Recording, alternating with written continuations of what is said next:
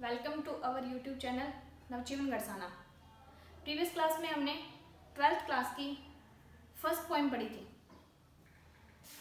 The Nobel nature, और आज हम पढ़ेंगे ए बॉयज सॉन्ग। आपके सिलेबस में टोटल 5 पोएम्स है और जिनमें से 10 मार्क्स का मैटर एग्जाम में आता है। ओनली 5 पोएम्स बहुत ही इजी हैं और 10 मार्क्स का मैटर आता है। 4 क्वेश्चन आते हैं जिनमें से 3 क्वेश्चन करने होते हैं 30 to 40 वर्ड्स के, और 2 क्वेश्चन आते हैं स्टेंजा दे दिया जाता है और जिसमें से आपको क्वेश्चन पुट किए जाएंगे। तो 10 मार्क्स हो गए टोटल। आप पोएम को अच्छे से पढ़ो, इसकी समरी समझो, इसकी थीम समझो, इतने में आपकी पूरी पोएम क्लियर हो जाएगी। आज हम अपनी नेक्स्ट पोएम स्टार्ट करते हैं जिसका नाम है ए बॉयज सॉन्ग, एक लड़के का गाना, जिसके पोइट हैं विल्फर्ड विल्सन गिब्सन। क्या थीम है इस पोएम की? एक लड़का गाना गाता है। क्या गाना गाता है?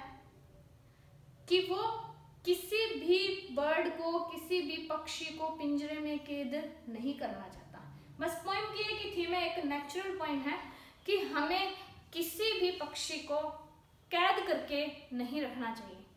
वो स्वतंत्र है, फ्रीडम है, उन्हें भी फ्रीडम चाहिए तो उन्हें किसी भी जाल में बंद मत करो, उन्हें फ्लाई करने दो खुले आसमान के अंदर, इस एयर के अंदर। तो स्टार्ट करते हैं आज की पॉइंट। फर्स्ट लाइन है because I set no snare. Word आया आई। आई का मतलब ऑटोबायोग्राफी, ये कवि खुद लिख रहा है, ये बॉयज सॉन्ग। आई सेट नो स्नेयर, मैं कोई जाल नहीं बिछाता, क्योंकि मैं कोई जाल, स्नेयर का मतलब होता है जाल, नेट, क्योंकि मैं कोई जाल नहीं बिछाता, but leave them flying free, leave छोड़ देता हूँ, दैम उन्हें किनको? पक्षियों को। दैम यहाँ किसके लिए यूज हुआ है? पक्षियों के लिए। बट लीव दैम, लेकिन उनको छोड़ देता हूँ, फ्लाइंग फ्री, स्वतंत्र उड़ने के लिए। ऐसे वर्ड हमें पता होना चाहिए। अब यही स्टेंजा दे दिया जाए और आपसे क्वेश्चन पूछ लिया जाएगा, but leave them flying free in this line them are refer to. Them जो वर्ड है ये किसको रेफर करता है? तो देम किसके लिए आया? पक्षियों के लिए। Because I set no snare, क्योंकि मैं कोई जाल नहीं बिछाता, but leave them flying free, लेकिन उन्हें छोड़ देता हूँ स्वतंत्र उड़ने के लिए। All the birds of the air, all the birds, सारे पक्षी, ऑफ द एयर, एयर मतलब हवा, हवा मतलब खुला आसमान, वो पक्षी जो इस खुले आसमान के अंदर उड़ते हैं, बिलोंग टू मी, बिलोंग होता है संबंध रखना, जुड़ना, वो मुझसे संबंधित है, वो मेरे हैं। कौन से पक्षी? जो इस खुले आसमान के अंदर स्वतंत्र उड़ते हैं, वो सारे पक्षी मेरे हैं। ये था आपका फर्स्ट स्टेंजा। सेकंड है from the blue tit on the slow. From the blue tit, blue tit एक चिड़िया का नाम है। ब्लू टिट एक छोटी सी चिड़िया, ऑन द स्लो जो कि कंटीली झाड़ियों के ऊपर बैठती है, पेड़ पौधों के ऊपर बैठती है। इस चिड़िया से लेकर के टू द ईगल, ईगल तक, ईगल मतलब बाज, बाज जैसा बड़ा पक्षी भी, ऑन द हाइट जो बहुत ऊंचाई पर उड़ता है। ब्लू टिट चिड़िया से लेकर के हाइट पर, बहुत ऊंचाई पर उड़ने वाले बाज तक अनकेज्ड, अनकेज्ड होता है जो पक्षी पिंजरे में बंद नहीं होते, यानी कि स्वतंत्र होते हैं। दे कम, वे आते हैं, एंड गो, चले जाते हैं। फॉर माई डिलाइट, डिलाइट मतलब खुशी, मेरी खुशी के लिए, मुझे प्रसन्नता देने के लिए। क्या कहना चाहता है पोइट इसके अंदर?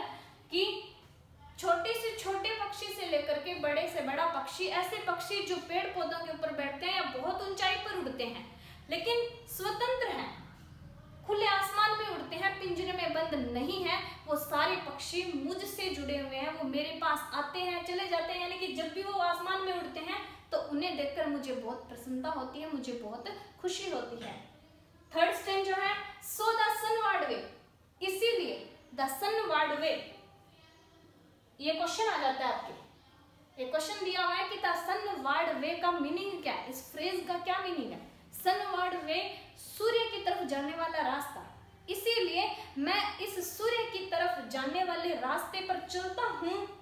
आई सोर, मैं यात्रा करता हूँ, on the eagles wings, eagle के पंखों पर सवार होकर।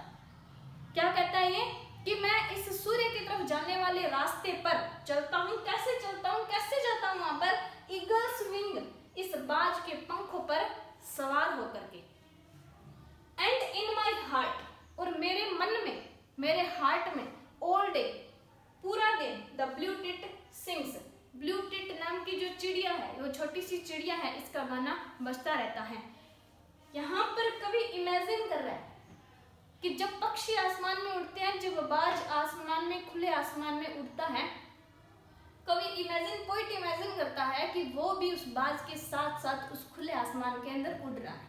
इसीलिए इसने ये लाइन यहाँ पर बोली है कि उसे ऐसा लगता है कि वो ईगल के विंग्स के पर सवार होकर, उसके पंखों पर सवार होकर इस सूर्य की तरफ जाने वाले रास्ते के ऊपर यात्रा कर रहा है। सूर होता है यात्रा करना।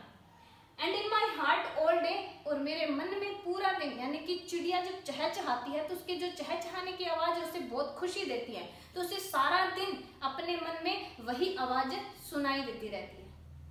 क्या है इस पोएम के अंदर कि कवि कहता है कि मैं जाल नहीं बिछाता और मैं पक्षियों को स्वतंत्र उड़ने के लिए छोड़ देता हूँ, क्योंकि ऐसे पक्षी जो स्वतंत्र आसमान में उड़ते हैं वो सारे मुझसे संबंधित हैं, वो सारे मुझसे जुड़े हुए हैं।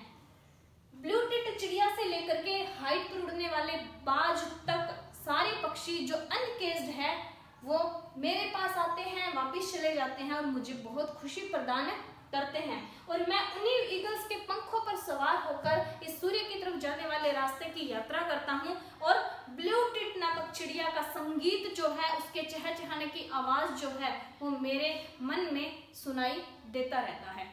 ये थी हमारी आज की पोइम ए बॉयज सॉन्ग। आप इसे रिवाइज करो, इसे पढ़ो, और इस पोएम की क्या थीम है इसे आप लिखो। अबाउट द पोएम है, इसको पढ़कर देखना। कुछ भी नहीं समझ में इस पोएम के बारे में, आप क्वेश्चन पुट कर सकते हो कि इस लाइन का मीनिंग क्या है, लेकिन अच्छे से रिवाइज करो। पूरे 10 मार्क्स की पोएम्स में से क्वेश्चन आंसर आपके एग्जाम में आते हैं। Thank you.